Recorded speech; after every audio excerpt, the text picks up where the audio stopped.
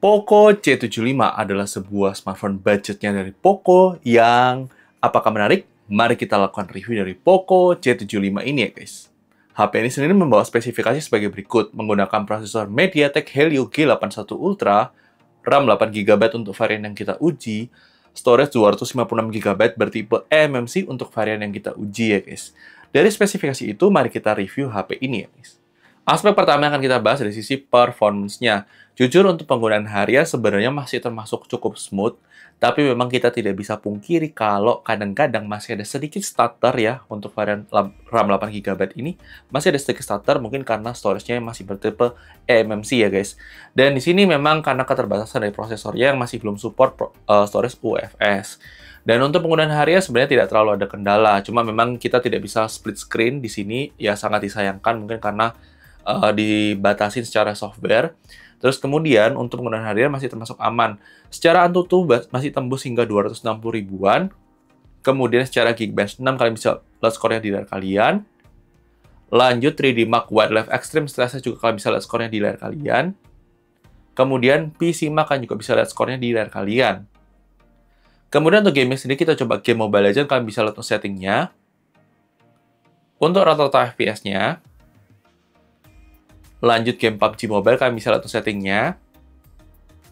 Untuk rata-rata FPS-nya. Kemudian game COD Mobile, kalian bisa lihat settingnya. Untuk rata-rata FPS-nya. Kemudian game Genshin Impact, kalian bisa lihat settingnya. Dan untuk rata-rata FPS-nya.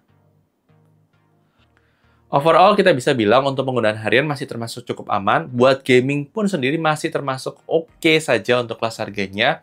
Dan untuk game Genshin masih bisa dimainkan, tapi ya kalian harus bersabar untuk rata-rata FPS-nya memang di bawah 30 FPS ya guys. Lanjut dari sektor kamera. HP ini dibekali kamera utama 50 megapiksel dan kamera depan sebesar 13 megapiksel. Untuk foto, untuk kamera belakangnya masih termasuk bagus untuk kelas harganya. Untuk kamera depannya memang ya sekedar oke dan termasuk standar kelas harga 1 jutaan.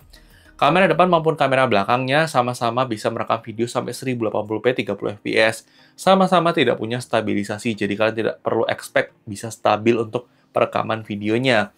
Di sini kalian bisa lihat tuh sampel-sampel foto yang sudah kita ambil menggunakan HP ini, dan juga kalian bisa lihat habis ini sampel videonya juga, supaya memberikan gambaran utuh mengenai kualitas kamera dari Poco C75 ini.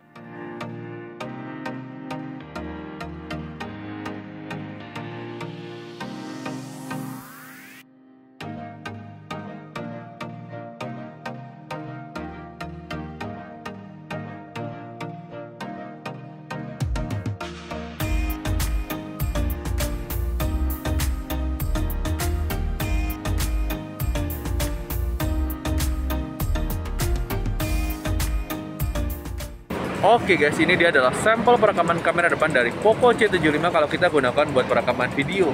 Gimana mau untuk kualitas kamera depannya? Kalau kita bisa bilang ini termasuk oke untuk kelas harganya. Dynamic range masih belum terlalu stabil, tapi masih termasuk lumayan bagus untuk kelas harga 1 jutaan. Tapi gimana mau silahkan tulis di kolom komentar ya guys.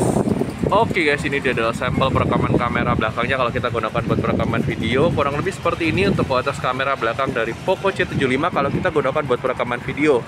Untuk depan belakang sama-sama maksimal di 1080p 30 fps. Tapi gimana mau kalian? Silahkan tulis di kolom komentar. Oke guys, ini dia adalah sampel perekaman kamera depan dari Poco C75 kalau kita gunakan dalam kondisi low light ya guys. Kalau kita gunakan buat perekaman video, dan ini kondisi subuh sih sebenarnya lebih tepatnya. Tapi gimana menurut kalian untuk kualitas kamera depan dari Poco C75? Surprisingly termasuk bagus untuk kelas harganya ya guys. Ini noise-nya memang masih akan berasa wajar banget untuk kelas 1 jutaan, tapi ini kualitasnya masih termasuk usable untuk dipakai sehari-hari, untuk dipakai untuk ya kalau mau momen-momen aja masih termasuk cukup oke sih guys untuk perekaman videonya. Tapi gimana menurut kalian? Silahkan tulis di kolom komentar. Oke guys, ini dia adalah sampel dalam kondisi low light untuk kamera belakangnya kalau kita gunakan buat perekaman video. Masih akan berasa ada cheaternya, stabilisasinya juga nggak ada, tapi ya wajar banget untuk kelas harga 1 jutaan. Tapi ini termasuk lumayan bagus loh guys untuk kelas harga 1 jutaan. Dan gimana menurut kalian untuk kualitas kamera belakangnya? Apakah menarik atau tidak dalam kondisi low light? Silahkan tulis di kolom komentar ya guys.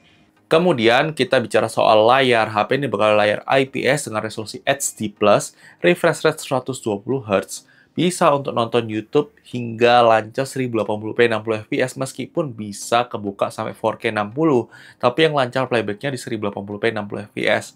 Kemudian untuk Wi-Fi-nya sudah L1, kemudian dia juga termasuk aman untuk responsivitas layarnya, dipakai buat nonton, dipakai buat scrolling, itu termasuk aman ya guys. Kemudian untuk speaker sendiri, HP ini bakal single speaker yang kualitasnya termasuk oke untuk kelas harganya. Kalian bisa dengar sampel audio speakernya setelah ini ya guys.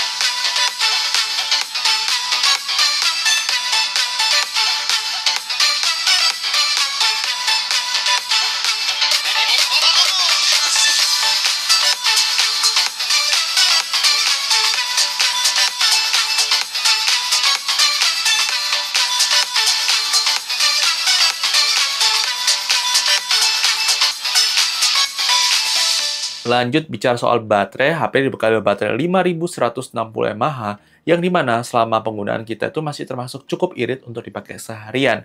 Kembali lagi tergantung intensitas penggunaan kalian. Kalau kita pakai 2 WhatsApp, sosial media on tanpa gaming itu bisa pakai seharian ya guys. Kemudian untuk charging sendiri, HP ini hanya support 18 watt fast charging, yang itu dimana butuh waktu sekitar 1 jam 45 menit untuk full charge ya guys.